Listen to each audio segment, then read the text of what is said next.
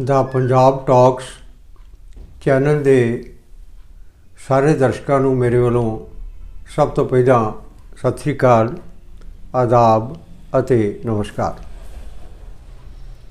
ਸ਼੍ਰੀ ਗੁਰੂ ਨਾਨਕ ਦੇਵ ਜੀ ਵੱਲੋਂ ਪ੍ਰਾਰੰਭ ਕੀਤੀ ਗਈ ਗੁਰੂ ਪਰੰਪਰਾ ਦੇ 7ਵੇਂ ਵਾਰਿਸ यानी कह लीजिए कि श्री गुरु नानक देव जी की 7वीं जोत श्री गुरु हरराय साहब सिख धर्म के 7वें गुरु सन और गुरु हैं। इन्हां दी जिंदगी बारे विचार चर्चा करते हैं कि किड्डा परोपकारी ते किड्डा मिसाली जीवन सी श्री गुरु हरराय साहब का। बाबा गुरदित्ता जी के गृह विखे माता निहाल कौर जी की सुलखणी कुखों इतिहासक नगरी कीरतपुर साहब विच अवतार धारिया सी। कीरतपुर साहब बारे थोड़ा जिहा जिक्र करना बनता है। शिवालिक दीआं रमणीक पहाड़ियां विच ये इलाका पैंदा है। एक बारी श्री गुरु हरगोबिंद साहब 6वें पातशाह मीरी पीर के मालिक उधर गए तो उन्होंने इलाका बड़ा पसंद आया। उसका रमणीक माहौल, शांत माहौल और आबो हवा तो वो देख के बड़े प्रभावित होए तो उन्होंने उसकी चोण की। वो जमीन लई तो उत्थे मोड़ी गड्डी। आप गुरु साहब ने उत्थे क्याम किया। संगतां दर्शनां नूं आउण लगियां, दीवान सजण लगे तो बड़ियां रौनकां बणीआं। कुछ समा गुरु साहब उत्थे रहे तो उस तो बाद उन्होंने आबाद करके नगरी नूं जिहड़ा कि अज सिक्खी के प्रचार का बहुत वड्डा केंद्र है। उत्थे पतालपुरी गुरुद्वारा तो होर अनेका गुरुद्वारे ने, आबादी भी चौखी है तो आनंदपुर साहब जाण वाले सारे श्रद्धालु उत्थे जांदे ने।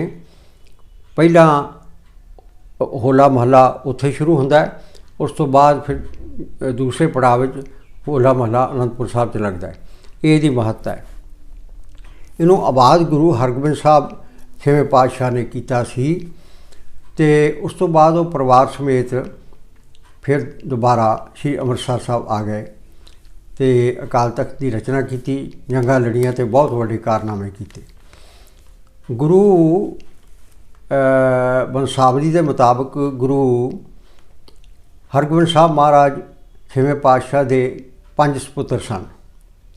बाबा अटल राय जी जिन्होंने कहने बाबा अटल पक्की पकाई कल, बाबा अणी राय जी, बाबा सूरजमल जी, गुरदित्ता जी अते तेग बहादुर जी। बाबा गुरदित्ता जी दे गृह विखे माता निहाल कौर दी सुलखणी कुखों अंग्रेजी साल 1630 विच कीरतपुर साहब जिहड़ी गुरु हरगोबिंद साहब ने नगरी वसाई सी और उन तक काफ़ी उत्थे रौनक हो गई सी। उत्थे बालक हर राय का प्रकाश होया, नाम रखा गया हर राय यानी हरी नूं ध्याउण वाला। तो क्योंकि इलाही जोत सी, बचपन तो ही इन्हां दा प्रकाश 1630 ईस्वी अंग्रेजी जो वरा उहदे मुताबिक इन्हां दा जन्म होया उस वरे विच। ते नशो नुआ इन्हां दी धार्मिक होई ते धर्म वाल ये रुचित सन। हुंदड़हेर भी बड़े सन ते ये सारिਆਂ ਨੂੰ पता सी कि इन्हां विच बहुत वड्डियां शक्तियां ने रूहानी। चेहरे ते नूर डलकदा सी ते हुंदड़हेर सन। ये जदों ये 10 साल दे होए तो इन्हां दी शादी कर दी गई। मौजूदा जिहड़ा स्टेट है उत्तर प्रदेश, उहदा शहर है एक अनूप शहर।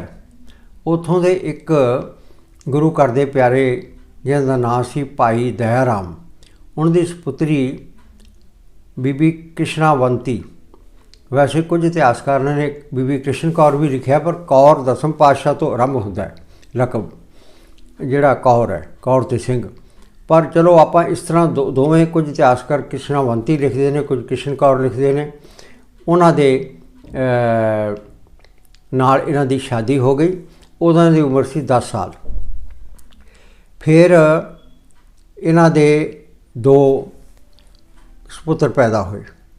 उनके नाम ने राम राय ते दूसरे श्री हरकृष्ण जी, जिहड़े अगों जाके इनके वारस बने और 8वें पातशाह बाला प्रीतम कहलाए। तो फिर ये उस तो बाद ये 1630 में प्रकाश होंदा है, 1640 में शादी होंदी है। उस तो बाद औलाद दी बख्शिश होंदी है।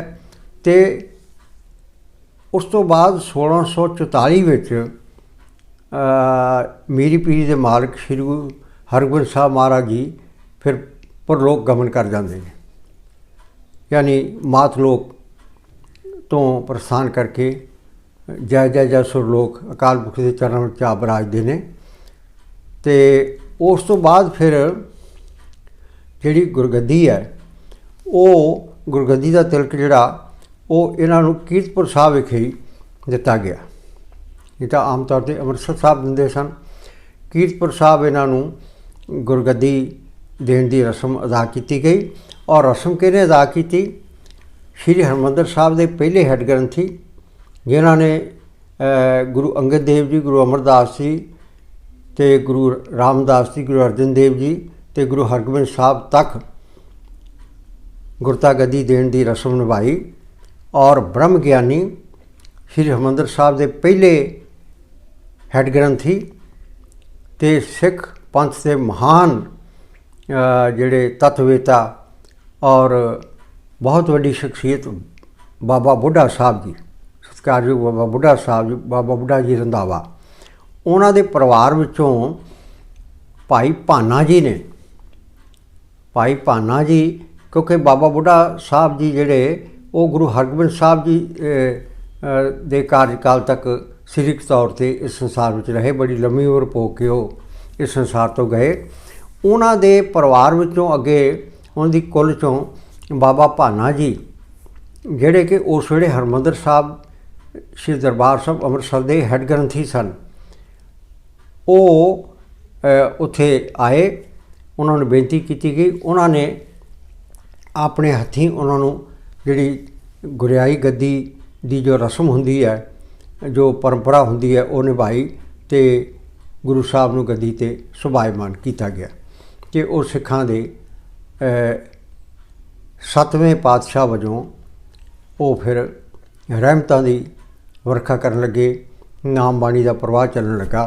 उन्होंने पक्का केंद्र बनाया अपना और सारी हयाती उत्थे ही रहे। उन्हां दे जीवन काल दौरान इस नगरी ने बड़ा विकास किया। कुदरत के बड़े प्रेमी सन, फुल बूटियां दे। उन्होंने उत्थे बहुत सुंदर बाग बगीचे लगवाए। शिकार खेडण के भी शौकीन सन क्योंकि शरीर दे तकड़े सन, जुस्सा तकड़ा सी। 2200 घोड़सवार, हालांकि उन्होंने बड़ी शांतमई जिंदगी बसर की है नाम बाणी नाल जुड़ के। कोई जंग युद्ध नहीं उन्होंने लड़िया, ना किसी ने उन्होंने कोई हमला किया। तो गुरु करता किसी से करता ही नहीं। गुरु करता सबना का भला मनाउंदा है। सतगुर सबना का भला मनाएगा, इसका बुरा क्यों होए। तो 2200 घोड़सवार फिर भी उन्होंने नाल हर वेले तैयार बर तैयार रहिंदा सी। घोड़ चढ़े जवान उन्होंने नाल 96वें जवान कैवलरी का दस्ता उन्होंने कोल रहिंदा सी। ते उस तो बाद जिहड़े पहाड़ी राजे वो भी दर्शन करन आउंदे हुंदे सन। तो दिल्ली दरबार तक उन्हां दी जिहड़ी सी धार्मिक सर्व उच्चता की सो पहुंची। दारा शिको जदों बीमार होया, अच्छा गुरु साहब ने होर एक बड़ी बख्शिश की। गुरु साहब ने दीन दुखियां दे जिहड़े सरीरक तौर पर बीमार लोग ने, जिन्होंने मरीज़ कह देने आप रोगी, उन्हों के इलाज वास्ते उन्होंने हिकमत का बड़ा शौक सी। उन्होंने उत्थे एक तो पहला जिहड़ा काम कीता पहला वो सी कि जड़ियां बूटियां जिहड़ियां दुर्लभ वो मंगवा के उन्हों दी काश्त उत्थे करवाई, वो उत्थे बीजियां।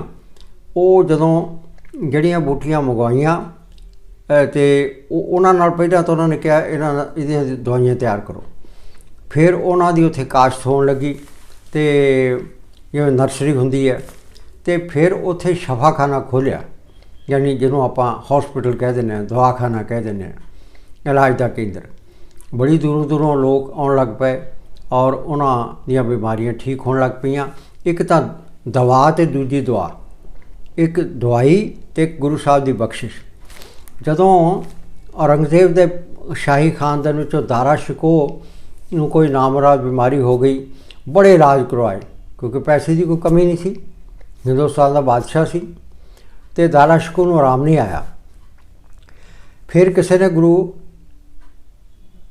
हरिराय साहब की दस पाई कि कीरतपुर साहब भेजा जाए इनू, तो लिहाजा कुछ हरकारे आए तो उन्होंने सारी हालत आके बयान की कि गुरु साहब ने विशेष तौर पर दवाइयाँ तैयार करवा के दारा शिकोह लई भेजियां। इन्हां दा सेवन करन तो बाद उहदा जिहड़ा रोग सी वो ठीक हो गया और वो गुरु घर दा पक्का श्रद्धालु बन गया। इत्थों तक कि औरंगजेब भी जदों अगे चल के गल आउंदी है कि जदों गुरु हरकृष्ण साहब महाराज दे बारे राम राय ने जाके शिकायत लाइया सी कि इन्नी छोटी उम्र का बालक गुरु किवें हो सकता, मेरा हक मारिया गया। तो औरंगजेब को शिकायत कीतियां सी भी इसकी तहकीकात की जाए। औरंगजेब ने आप तहकीकात की, ये गल नोट करने वाली है। औरंगजेब ने उन्होंने बहुत यानी स्नब किया और उन्होंने कहा कि तू झूठ बोलदा है, असल गुरु दे जिहड़े गुण हुंदे ने वो इन्हां विच विद्यमान ने और इहो ही गुरु नानक दी गद्दी दे 8वें वारस ने। उहदी जिहड़ी पटिशन सी वो खारिज कर दी और वो निमो चूणा होकर पंजाब नूं परत आया, मुड़ के फिर वो उन्हें सिर नहीं चुकिया। ये इत्थों तक इतिहास विच कई गल्लां डिस्टॉर्शन उन्हां दी हो जाती है, पर उदों तक औरंगजेब की पॉलिसी ठीक सी। उस तो बाद दारा शिकोह ने ये बेनती की, आप चल के आया फिर धन्यवाद करने लई।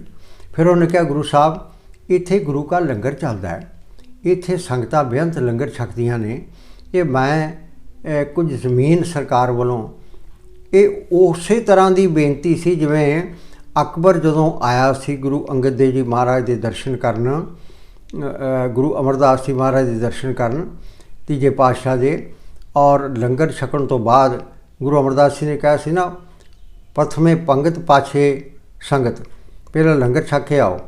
उनका मतलब सी कि लंगर च बैठेगा तो यदी जिहड़ी इहदे विच निमरता की भावना आवेगी, ये सिੱਖੀ सिद्धांत नूं समझेगा तो ये होर मानवता हितैषी बनेगा। ये वाकई वो गल हुई, करामात वरती, जो लंगर छकिया उन्हें देखा कि इत्थे तो उच्चा नीवा जो भी है कोई कोई किसी किस्म का वितकरा नहीं, बीबियां बच्चे ते नौजवान ते जिन्होंने आपां राजा रंक फकीर सब एक जगह पर बैठ के, अमीर गरीब इस्त्री मर्द कोई वितकरा नहीं। तो उन्हें भी कुछ पिंडां की जगीर लाउणी चाहिए सी, वो जगीर गुरु साहब ने परवान नहीं की। गुरु अमरदास महाराज ने कहा लंगर जिहड़े ने वो गुरु की संगत ही चलाउंदी है, लिहाजा बीबी अमरो जी के नाँ वो जगीर ला गया सी अकबर। इस तरह दा ही जवाब श्री गुरु हरिराय साहब 7वें पातशाह ने दारा शिकोह नूं दिता कि तुहाडी जिहड़ी पेशकश है, तुहाडी शरधा दी असीं कदर करदे हां, भावना दी, पर ये जिहड़े लंगर ने गुरु के वो गुरु की संगतां ही चलाउंदियां ने ते परमेश्वर आप कृपा करदा है, इस करके तुहाडा धन्नवाद। उन्होंने उस जमीन परवान नहीं की, इन्ने खुददार सन। फिर इस तो बाद उन्होंने सिੱਖੀ के प्रचार ते प्रसार लई बहुत उपराले किए। भाई गोंदा ਨਾਂ ਦਾ ਜਿਹੜਾ ਸਿੱਖ ਸੀ ਉਹਨੂੰ ਉਹਨਾਂ ਨੇ ਮੁੱਖ ਪ੍ਰਚਾਰਕ ਨਿਯੁਕਤ ਕੀਤਾ ਔਰ ਉਹਨੂੰ ਕਿਹਾ ਕਿ ਤੁਰ ਫਿਰ ਕੇ ਸਿੱਖੀ ਦਾ ਪ੍ਰਚਾਰ ਕਰ। ਤੇ ਆਪ ਵੀ ਗੁਰੂ ਸਾਹਿਬ ਪ੍ਰਚਾਰ ਦੌਰੇ 'ਤੇ ਜਾਂਦੇ ਰਹੇ। ਉਹ ਕੁਝ ਸਮਾਂ ਅੰਮ੍ਰਿਤਸਰ ਸਾਹਿਬ ਵੀ ਰਹੇ, ਇਤਿਹਾਸ ਵਿੱਚ ਜ਼ਿਕਰ ਮਿਲਦਾ।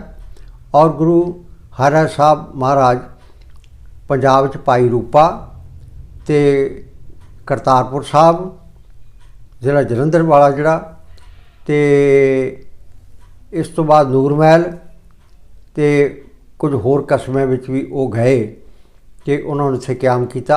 ਅੰਮ੍ਰਿਤਸਰ ਵੀ ਕੁਝ ਸਮੇਂ ਲਈ, ਸੰਖੇਪ ਸਮੇਂ ਲਈ ਉਹ ਰਹੇ ਆਪ ਜੀ, ਪਰ ਉਸ ਤੋਂ ਬਾਅਦ ਫਿਰ ਫਾਈਨਲੀ ਉਹ ਆਪਣੇ ਸੰਸਾਰ ਤੋਂ ਰੁਖਸਤ ਹੋਣ ਤੱਕ, ਬ੍ਰਹਮਲੀਨ ਹੋਣ ਤੱਕ ਉੱਥੇ ਹੀ ਰਹੇ ਸ਼੍ਰੀ ਕੀਰਤਪੁਰ ਸਾਹਿਬ ਵਿੱਚ। ਹਿਰਦੇ ਦੇ ਬੜੇ ਕੋਮਲ ਸਨ, ਚਾਹੇ ਘੋੜਸਵਾਰ ਰੱਖਦੇ ਸਨ, ਸਭ ਕੁਝ ਸੀ। ਇੱਕ ਦਿਨ ਐਸੀ ਘਟਨਾ ਹੋਈ ਕਿ ਤੁਹਾਨੂੰ ਦੱਸਿਆ ਵੀ ਬਾਗ ਬਗੀਚੇ ਬੜੇ ਸੁੰਦਰ ਲਾਏ ਹੋਏ ਸਨ, ਬੜੇ ਕੀਮਤੀ ਫੁੱਲ ਲਿਆ ਕੇ ਕਈ ਵੰਨਗੀਆਂ ਦੇ ਉੱਥੇ ਲੱਗੇ ਹੋਏ ਸਨ, ਲਗਾਏ ਗਏ ਸਨ, ਅਤੇ ਸੈਰ ਕਰਦੇ ਹੁੰਦੇ ਸਨ ਰੋਜ਼ ਸਵੇਰੇ ਸ਼ਾਮ। ਅਤੇ ਕਲੀਆਂ ਵਾਲਾ ਚੋਲਾ ਜਿਵੇਂ ਗੁਰੂ ਹਰਗੋਬਿੰਦ ਸਾਹਿਬ ਪਹਿਨਦੇ ਸਨ, ਇਸ ਤਰ੍ਹਾਂ ਪਹਿਨ ਕੇ ਰੱਖਦੇ ਸਨ। ਇੱਕ ਦਿਨ ਐਸਾ ਹੋਇਆ, ਕੋਈ ਘਟਨਾ ਦੇਵਨੇਤ ਨਾਲ ਹੋ ਗਈ ਕਿ ਇੱਕ ਫੁੱਲ ਗੁਲਾਬ ਦਾ ਜਿਹੜਾ ਟੁੱਟ ਕੇ ਉਹ ਡਿੱਗ ਪਿਆ ਅਤੇ ਖਿਲਰ ਗਿਆ। ਅਤੇ ਗੁਰੂ ਹਰਗੋਬਿੰਦ ਸਾਹਿਬ ਨੂੰ ਪਤਾ ਲੱਗਾ। ਗੁਰੂ ਹਰਗੋਬਿੰਦ ਸਾਹਿਬ ਨੇ ਰਮਜ਼ ਨਾਲ ਕਿਹਾ ਕਿ ਸੰਸਾਰ ਵਿੱਚ ਰਹਿੰਦੇ ਹੋਏ ਆਪਣਾ ਚੋਲਾ ਸੰਭਾਲ ਕੇ ਚੱਲਣਾ ਚਾਹੀਦਾ। ਹੁਣ ਰਮਜ਼ ਦੀ ਗੱਲ ਸੀ ਕਿ ਸੰਸਾਰ ਵਿੱਚ ਇਸ ਤਰ੍ਹਾਂ ਵਿਚਰੋ ਕਿ ਤੁਹਾਡੇ ਕਿਸੇ ਕਾਜ ਨਾਲ ਕਿਸੇ ਦੂਜੇ ਨੂੰ ਕੋਈ ਨੁਕਸਾਨ ਨਾ ਪਹੁੰਚੇ। ਅਤੇ ਕਹਿੰਦੇ ਨੇ ਗੁਰੂ ਜਿੰਨਾ ਚਿਰ ਵੀ ਫਿਰ ਉਸ ਤੋਂ ਬਾਅਦ ਇਹ ਬਚਨ ਜਦੋਂ ਇਲਾਹੀ ਸਰਵਣ ਕੀਤੇ ਜਾਂ ਇਹ ਹੁਕਮ ਛੇਵੇਂ ਪਾਤਸ਼ਾਹ ਦਾ ਆਇਆ, ਫਰਮਾਨ ਉਹਨਾਂ ਦਾ ਸਰਵਣ ਕੀਤਾ ਇਹਨਾਂ ਕੰਨਾਂ ਨਾਲ, ਉਸ ਤੋਂ ਬਾਅਦ ਜਿੰਨਾ ਸਮਾਂ ਵੀ ਗੁਰੂ ਸਾਹਿਬ ਆਪਣੀ ਹਯਾਤੀ ਵਿੱਚ ਰਹੇ, ਉਹ ਕਹਿੰਦੇ ਜਦੋਂ ਸੈਰ ਕਰਨ ਜਾਂਦੇ ਸੀ ਆਪਣੇ ਚੋਲੇ ਨੂੰ ਆਪਣੇ ਦੋਨਾਂ ਹੱਥਾਂ ਨਾਲ ਆਪਣੇ ਗਰੇਬਾਨ ਨੂੰ ਸਮੇਟ ਲੈਂਦੇ ਸਨ ਤਾਂ ਕਿ ਆਲੇ ਦੁਆਲੇ ਨੂੰ ਨਾ। ਇਸ ਗੱਲ ਨੂੰ ਉਹਨਾਂ ਨੇ ਆਪਣੇ ਆਖਰੀ ਸਾਹ ਤੱਕ ਜਿਹੜਾ ਸੀ ਉਹ ਤੋੜ ਨਿਭਾਇਆ, ਜੋ ਗੁਰੂ ਬਚਨ ਸਨ। ਇਹ ਹੈ ਗੁਰੂ ਦਾ ਬਚਨ ਮੰਨਣ ਦਾ ਜਿਹੜਾ ਫਲ, ਔਰ ਇਹ ਹੈ ਗੁਰੂ ਦੇ ਬਚਨ ਦੇ ਉੱਤੇ ਪਹਿਰਾ ਦੇਣ ਦੀ ਇੱਕ ਅਦੁੱਤੀ ਮਿਸਾਲ ਕਿ ਜਿਹੜੀ ਗੁਰੂ ਦੀ ਗੱਲ ਕਹੀ ਹੈ ਉਹ ਅਟੱਲ ਹੈ, ਉਸ 'ਤੇ ਅਮਲ ਕਰਨਾ ਹਰ ਸਿੱਖ ਦਾ ਫਰਜ਼ ਬਣਦਾ ਹੈ। ਇਹਦੇ ਨਾਲ ਤੁਹਾਨੂੰ ਇੱਕ ਹੋਰ ਗੱਲ ਦੱਸਾਂ ਕਿ ਗੁਰੂ ਹਰਿਰਾਏ ਸਾਹਿਬ ਮਹਾਰਾਜ ਨੇ ਜਿੱਥੇ ਉਸ ਨਗਰ ਦੀ ਖੂਬਸੂਰਤੀ ਨੂੰ ਵਧਾਇਆ, ਭਾਈਚਾਰਕ ਸਾਂਝ ਦਾ ਉਪਦੇਸ਼ ਦਿੱਤਾ, ਏਕਤਾ ਦਾ ਹੋਕਾ ਦਿੱਤਾ, ਉੱਥੇ ਨਾਲ ਹੀ ਉਹਨਾਂ ਨੇ ਇਹ ਵੀ ਕਿਹਾ ਕਿ ਜਿੱਥੇ ਕਿਤੇ ਸਵੈਮਾਨ ਦੀ ਗੱਲ ਆਵੇ ਉੱਥੇ ਸਿੱਖੀ ਪਰੰਪਰਾ ਦੇ ਮੁਤਾਬਕ ਔਰ ਗੁਰੂ ਨਾਨਕ ਦੇਵ ਜੀ ਵੱਲੋਂ ਦਿੱਤੇ ਗਏ ਸੰਦੇਸ਼ ਕਿ ਜੇ ਜੀਵੇ ਪਤ ਲੱਥੀ ਜਾਏ ਸਭ ਹਰਾਮ ਜੇ ਤੱਕ ਸਿਖਾਏ, ਉਹਦੇ ਮੁਤਾਬਕ ਗੁਰਸਿੱਖ ਨੂੰ ਤਿਆਰ ਵੀ ਰਹਿਣਾ ਚਾਹੀਦਾ ਗਰੀਬਾਂ ਦੀ ਮਦਦ ਲਈ। ਔਰ ਏਡੇ ਮਦਦਗਾਰ ਸਨ। ਇੱਕ ਵਾਰ ਕਾਲ ਪੈ ਗਿਆ ਬਹੁਤ ਭਿਆਨਕ, ਅਤੇ ਗੁਰੂ ਹਰਿਰਾਏ ਸਾਹਿਬ ਜੀ ਮਹਾਰਾਜ ਨੇ ਇੰਨੀ ਦੀਨ ਦੁਖੀਆਂ ਦੀ ਸੇਵਾ ਕੀਤੀ।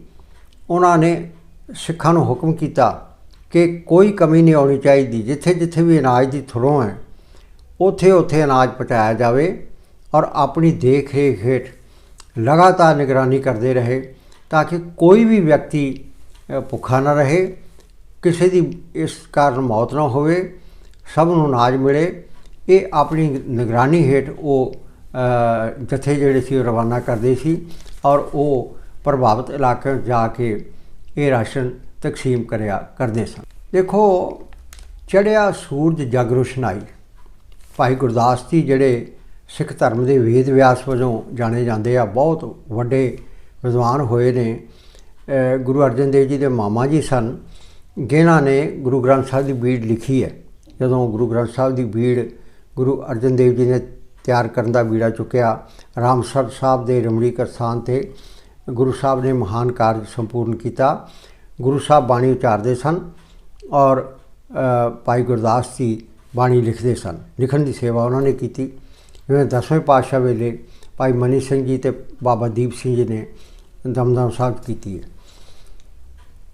ਭਾਈ ਗੁਰਦਾਸ ਜੀ ਇਹ ਕਹਿੰਦੇ ਨੇ, ਫਰਮਾਉਂਦੇ ਨੇ ਆਪਣੀਆਂ ਵਾਰਾਂ ਵਿੱਚ ਕਿ ਉਹਨਾਂ ਦੀਆਂ ਵਾਰਾਂ ਵਿੱਚ ਇੱਕ ਟੂਕ ਮਿਲਦੀ ਹੈ, ਪ੍ਰਮਾਣ ਮਿਲਦਾ ਹੈ ਕਿ ਫਾਰਸ ਦੇਸ਼ ਤੋਂ ਗੁਰੂ ਸਾਹਿਬ ਦੀ ਮਹਿਮਾ ਜਿਹੜੀ ਸੀ, ਭਾਈ ਗੁਰਦਾਸ ਕਹਿੰਦੇ ਚੜ੍ਹਿਆ ਸੂਰਜ ਜਗ ਰੁਸ਼ਨਾਈ। ਅਸਲ 'ਚ ਮੈਂ ਇਸ ਤੁਕ ਰਾਹੀਂ ਗੱਲ ਤੁਹਾਡੇ ਨਾਲ ਸਾਂਝੀ ਕਰਨੀ ਚਾਹੁੰਦਾ ਸੀ। ਚੜ੍ਹਿਆ ਸੂਰਜ ਜਗ ਰੁਸ਼ਨਾਈ, ਕੋਈ ਜਦੋਂ ਸੂਰਜ ਚੜ੍ਹਦਾ ਹੈ ਫਿਰ ਜੱਗ 'ਚ ਰੌਸ਼ਨੀ ਹੁੰਦੀ ਹੈ, ਸੂਰਜ ਨੂੰ ਦੱਸਣ ਦੀ ਲੋੜ ਨਹੀਂ। ਇਸ ਤਰ੍ਹਾਂ ਗੁਰੂ ਸਾਹਿਬ ਦਾ ਤੇਜ ਪ੍ਰਤਾਪ ਸਾਰੇ ਫੈਲਿਆ, ਕਿੱਥੇ ਫਾਰਸ ਤੱਕ। ਉੱਥੋਂ ਇੱਕ ਬੜਾ ਪਹੁੰਚਿਆ ਹੋਇਆ ਫਕੀਰ, ਮੁਸਲਮਾਨ ਫਕੀਰ, ਜਿਹਦਾ ਨਾਂ ਸੀ ਰੂਮੀ, ਸ਼ਾਹ ਰੂਮੀ, ਉਹ ਗੁਰੂ ਸਾਹਿਬ ਦੇ ਦਰਸ਼ਨ ਕਰਨ ਆਇਆ ਤਾਂ ਹਿੰਦੁਸਤਾਨ 'ਚ ਘੁੰਮਣ ਵਾਸਤੇ ਸੀ। ਗੁਰੂ ਸਾਹਿਬ ਦੀ ਮਹਿਮਾ ਸੁਣੀ ਅਤੇ ਕੀਰਤਪੁਰ ਸਾਹਿਬ ਪਹੁੰਚਾ, ਨਮਸਕਾਰ ਕੀਤੀ, ਦਰਸ਼ਨ ਕਰਕੇ ਨਿਹਾਲ ਹੋ ਗਿਆ। ਔਰ ਬਹੁਤ ਸਾਰੇ ਜੋ ਮਨ ਵਿੱਚ ਸ਼ੰਕੇ ਸਨ ਉਹ ਵੀ ਉਹਨੇ ਨਿਵਰਤ ਕੀਤੇ ਕਿ ਗੁਰੂ ਸਾਹਿਬ ਦਾ ਮੁਰੀਦ ਬਣਿਆ। ਇੱਕ ਘਟਨਾ ਹੋਰ ਗੁਰੂ ਸਾਹਿਬ ਦੇ ਜੀਵਨ ਨਾਲ ਸੰਬੰਧਿਤ ਹੈ ਕਿ ਗੁਰੂ ਸਾਹਿਬ ਨੇ ਜਦੋਂ ਆਪਣੇ ਵੱਡੇ ਸਪੁੱਤਰ ਰਾਮ ਰਾਏ ਨੂੰ ਜਦੋਂ ਸ਼ਿਕਾਇਤਾਂ ਪਹੁੰਚੀਆਂ ਨਾ ਔਰੰਗਜ਼ੇਬ ਕੋਲ ਕਿ ਜੀ ਇਹਨਾਂ ਨੇ ਮਿੱਟੀ ਮੁਸਲਮਾਨ ਕੀ ਪੇੜੇ ਪਈ ਘੁੰਮਿਆ, ਜਾਂ ਮੁਸਲਮਾਨਾਂ ਬਾਰੇ ਹੋਰ ਇਤਰਾਜ਼ਯੋਗ ਗੱਲਾਂ ਗੁਰੂ ਗ੍ਰੰਥ ਸਾਹਿਬ 'ਚ ਲਿਖੀਆਂ ਹੋਈਆਂ ਨੇ, ਅਤੇ ਔਰੰਗਜ਼ੇਬ ਨੇ ਕਿਹਾ ਕਿ ਇਹਦਾ ਨਿਪਟਾਰਾ ਕਰਨਾ ਚਾਹੀਦਾ। ਅਤੇ ਗੁਰੂ ਸਾਹਿਬ ਨੇ ਆਪਣੇ ਸਪੁੱਤਰ ਨੂੰ ਲਾਇਕ ਜਾਣ ਕੇ ਵੱਡੇ ਸਪੁੱਤਰ ਨੂੰ ਰਾਮ ਰਾਏ ਨੂੰ ਦਿੱਲੀ ਭੇਜਿਆ ਕਿ ਜਾਓ ਜਾ ਕੇ। ਰਾਮ ਰਾਏ ਦੇ ਕੋਲ ਕਿਉਂਕਿ ਗੁਰੂਆਂ ਰਿੱਧੀਆਂ ਸਿੱਧੀਆਂ ਸਨ, ਪਹਿਲਾਂ ਤਾਂ ਉਹਨੇ ਰਿੱਧੀਆਂ ਸਿੱਧੀਆਂ ਵਿਖਾਈਆਂ, ਜਿਹੜਾ ਕਿ ਗੁਰੂ ਘਰ ਵਿੱਚ ਮਨਾਹੀ ਹੈ ਇਹਦੀ, ਕਿਉਂਕਿ ਗੁਰੂ ਸਾਹਿਬ ਕਹਿੰਦੇ ਨੇ ਕਿ ਇਹ ਰਿੱਧ ਸਿੱਧ ਦਿਖਾਉਣੀ ਜਿਹੜੀ ਹੈ ਕਰਾਮਾਤ ਕਹਿਰ ਕਾ ਨਾਮ, ਇਹ ਕੁਦਰਤ ਦੀ ਰਜ਼ਾ ਦੇ ਉਲਟ ਜਾਣਾ, ਇਸ ਕਰਕੇ ਕਰਾਮਾਤ ਨਹੀਂ ਵਿਖਾਉਣੀ। ਵਿਅਕਤੀ ਦਾ ਜੀਵਨ ਹੀ ਕਰਾਮਾਤ ਹੈ। ਅਤੇ ਪਰ ਉਹਨੇ ਕਰਾਮਾਤਾਂ ਦਿਖਾ ਕੇ ਬਾਦਸ਼ਾਹ ਔਰੰਗਜ਼ੇਬ ਨੂੰ ਪ੍ਰਭਾਵਿਤ ਕਰਨ ਦਾ ਯਤਨ ਕੀਤਾ ਅਤੇ ਪ੍ਰਭਾਵਿਤ ਹੋਇਆ ਵੀ ਉਹ। ਉਸ ਤੋਂ ਬਾਅਦ ਉਹਨਾਂ ਨੇ ਕਿਹਾ ਬਾਣੀ ਬਾਰੇ, ਉਹਨਾਂ ਨੇ ਕਿਹਾ ਜੀ ਬਾਣੀ ਬਾਰੇ ਇਸ ਤਰ੍ਹਾਂ ਨਹੀਂ ਲਿਖਿਆ, ਉਹ ਤੁਹਾਨੂੰ ਕਿਸੇ ਨੇ ਗਲਤ ਦੱਸਿਆ। ਅਸਲ 'ਚ ਇਸ ਤਰ੍ਹਾਂ ਲਿਖਿਆ, ਮਿੱਟੀ ਮੁਸਲਮਾਨ ਕੀ ਦੀ ਜਗ੍ਹਾ ਹੈ, ਮਿੱਟੀ ਬੇਈਮਾਨ ਕੀ, ਪੇੜੇ ਪਈ ਘੁਮਿਆਰ, ਕੜ ਭਾਂਡੇ ਇੱਟਾਂ ਕੀਆਂ, ਜਲਦੀ ਕਰੇ ਪੁਕਾਰ। ਅਤੇ ਉਹਦੀ ਤਸੱਲੀ ਹੋ ਗਈ। ਪਰ ਬੋਲਿਆ ਦਾ ਝੂਠ ਨਾ, ਬਾਣੀ ਦੀ ਤੁਕ ਨੂੰ ਉਹਨੇ ਬਦਲ ਦਿੱਤਾ, ਇੱਕ ਅੱਖਰ ਬਦਲ ਦਿੱਤਾ। ਇੱਕ ਅੱਖਰ ਬਦਲਣ ਦਾ ਪਤਾ ਜਦੋਂ ਲੱਗਾ, ਅਕਸਰ ਤਾਂ ਪਤਾ ਲੱਗਣਾ ਹੀ ਸੀ, ਜਦੋਂ ਗੁਰੂ ਸਾਹਿਬ ਨੇ ਰਿਪੋਰਟ ਮੰਗੀ ਪਿਤਾ ਜੀ ਨੇ, ਅਤੇ ਉਹਨਾਂ ਨੇ ਕਿਹਾ ਜੀ ਇਸ ਤਰ੍ਹਾਂ ਮੇਰੇ ਕੋਲੋਂ ਕਹਿ ਹੋ ਗਿਆ। ਪਰ ਗੁਰੂ ਸਾਹਿਬ ਕਹਿੰਦੇ ਇੰਨੇ ਨਾਰਾਜ਼ ਹੋਏ, ਸਾਰੀ ਉਮਰ ਉਹਨੂੰ ਕਿਹਾ ਸਾਡੇ ਮੱਥੇ ਨਾ ਲੱਗੀ। ਔਰ ਇਹੀ ਵਜ੍ਹਾ ਸੀ ਕਿ ਵੱਡਾ ਹੋਣ ਦੇ ਬਾਵਜੂਦ ਵੀ ਉਹਨੂੰ ਗੁਰਗੱਦੀ ਨਹੀਂ ਮਿਲੀ। ਔਰ ਜਦੋਂ ਗੁਰੂ ਹਰਿ ਸਾਹਿਬ ਸੱਚੇ ਪਾਤਸ਼ਾਹ ਫਿਰ ਬ੍ਰਹਮਲੀਨ ਹੁੰਦੇ ਆ, ਦੇਖੋ ਉਮਰ ਮਾਨਾ ਨਹੀਂ ਰੱਖਦੀ। 1630 ਵਿੱਚ ਆਪ ਜੀ ਦਾ ਪ੍ਰਕਾਸ਼ ਹੁੰਦਾ ਹੈ। ਪਰਉਪਕਾਰੀ ਜੀਵਨ ਜਿਉਂਦੇ ਹੋਏ, ਲੱਖਾਂ ਦੁਨੀਆ ਨੂੰ ਤਾਰਦੇ ਹੋਏ, ਤਾਰਿਆ ਜਹਾਨ ਲਹਿਆ ਬਾਣ ਜਿਨੀ ਦਰਸ਼ਨ ਪਾਇਆ, ਇਸ ਜਿਨੀ ਤੈਨੂੰ ਧਨ ਕਿਹਾ ਤਿਨ ਜਬ ਨੇੜ ਨਾ ਆਇਆ। ਇਸ ਤਰ੍ਹਾਂ ਲੋਕਾਂ ਦੀ ਬੰਦ ਖਲਾਸੀ ਕਰਦੇ ਹੋਏ ਸਿਰਫ 31 ਸਾਲ ਦੀ ਸੰਸਾਰਕ ਆਰਜਾ ਭੋਗ ਕੇ 1630 ਵਿੱਚ ਪ੍ਰਕਾਸ਼ ਹੁੰਦਾ ਹੈ ਅਤੇ 1661 ਵਿੱਚ ਆਪ ਜੀ ਕੀਰਤਪੁਰ ਸਾਹਿਬ ਵਿੱਚ ਬ੍ਰਹਮਲੀਨ ਹੋ ਜਾਂਦੇ ਆ। ਪਰ ਉਸ ਤੋਂ ਪਹਿਲਾਂ ਉਹ ਗੁਰਿਆਈ ਦਾ ਫੈਸਲਾ ਕਰ ਗਏ ਸੀ ਔਰ ਆਪਣੇ ਛੋਟੇ ਸਪੁੱਤਰ ਜਿਹੜੇ 5 ਸਾਲ ਦੀ ਅਵਸਥਾ ਦੇ ਸਨ, ਉਦੋਂ ਹਰਕ੍ਰਿਸ਼ਨ ਜੀ, ਸ਼੍ਰੀ ਹਰਕ੍ਰਿਸ਼ਨ ਤੇ ਆਈਏ ਜਿੱਥੇ ਸਭ ਜੇ ਆਏ, ਉਹਨਾਂ ਨੂੰ ਗੁਰਗੱਦੀ ਦੇ ਗਏ ਸਨ। ਅਤੇ ਇਸ ਤਰ੍ਹਾਂ ਗੁਰੂ ਹਰਿ ਸਾਹਿਬ ਜੀ ਦਾ ਜੀਵਨ ਸਾਡੇ ਲਈ ਇੱਕ ਮਿਸਾਲੀ ਜੀਵਨ ਹੈ ਔਰ ਸਾਨੂੰ ਉਹਨਾਂ ਤੋਂ ਉਹਨਾਂ ਦੇ ਜੀਵਨ ਤੋਂ, ਉਹਨਾਂ ਦੀਆਂ ਸਿੱਖਿਆਵਾਂ ਤੋਂ ਸਿੱਖਿਆ ਲੈ ਕੇ ਮਨੁੱਖਤਾ ਦੀ ਸੇਵਾ ਲਈ ਤਤਪਰ ਰਹਿਣਾ ਚਾਹੀਦਾ ਹੈ। ਗੁਰੂ ਹਰਗੋਬਿੰਦ ਸਾਹਿਬ ਜੀ ਦਾ ਅਰਦਾਸ ਵਿੱਚ ਜ਼ਿਕਰ ਆਉਂਦਾ ਹੈ, ਸਿਮਰੋ ਸ੍ਰੀ ਹਰਿ ਰਾਇ। ਇਹ ਅਰਦਾਸ ਵਿੱਚ ਆਉਂਦਾ ਹੈ, ਸਿਮਰੋ ਸ੍ਰੀ ਹਰਿ ਰਾਇ। ਇਹ ਸੰਸਾਰਕ ਪ੍ਰਾਣੀਓ, ਸ਼੍ਰੀ ਗੁਰੂ ਹਰਿਰਾਏ ਸਾਹਿਬ ਦਾ ਨਾਮ ਧਿਆਵੋ, ਸਿਮਰੋ। ਸਿਮਰਨ ਦਾ ਮਤਲਬ ਹੁੰਦਾ ਧਿਆਵੋ, ਯਾਦ ਕਰੋ, ਫਿਰ ਤੁਹਾਡਾ ਪਾਰ ਉਤਾਰਾ ਹੋਵੇਗਾ। ਅੱਜ ਇਸ ਐਪੀਸੋਡ ਰਾਹੀਂ 7ਵੇਂ ਪਾਤਸ਼ਾਹ ਸ਼੍ਰੀ ਗੁਰੂ ਹਰਿਰਾਏ ਸਾਹਿਬ ਜੀ ਦੇ ਪ੍ਰਕਾਸ਼ ਪੁਰਬ ਦੇ ਮੌਕੇ 'ਤੇ ਇੱਕ ਵਾਰੀ ਫਿਰ ਤੁਹਾਨੂੰ ਵਧਾਈ ਦਿੰਦੇ ਹੋਏ ਇਸ ਐਪੀਸੋਡ ਨੂੰ ਇੱਥੇ ਹੀ ਸਮਾਪਤ ਕਰਨ ਦੀ ਆਗਿਆ ਚਾਹੁੰਦੇ ਹਾਂ। ਨਮਸਕਾਰ। ਐਪੀਸੋਡ ਵੇਖਣ ਲਈ ਤੁਹਾਡਾ ਸਾਰਿਆਂ ਦਾ ਬਹੁਤ ਬਹੁਤ ਸ਼ੁਕਰੀਆ।